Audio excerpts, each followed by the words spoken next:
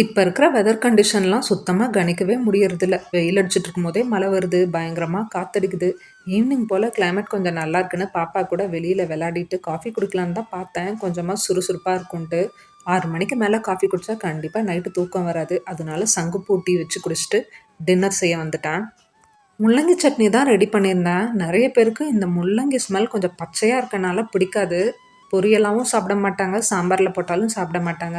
இந்த மாரி சட்னி செஞ்சு குடுங்க. கண்டிப்பா சாப்ட்டுருவாங்க. ஏன்னா என்ன சட்னின்னே தெரியாது. அந்த அளவுக்கு டேஸ்ட்டா இருக்கும். எல்லா சட்னியும் மாரி தான் கடலைப்பருப்பு, உளுத்தம் பருப்பு, வெங்காயம், பூண்டு, வரமிளகா, தக்காளி, அது கூட நம்ம சீவி வச்சிருக்க முள்ளங்கி, கூடவே கொஞ்சமா புளி, அரைக்கும்போது மட்டும் தேங்காய் சேர்த்துக்கலாம். இந்த மாரி அரைச்சு குடுத்து பாருங்க. கண்டிப்பா என்ன சட்னின்னு கூட அவங்களால கண்டுபிடிக்க முடியாது. சூப்பரா சாப்பிட்டு முடிச்சுருவாங்க.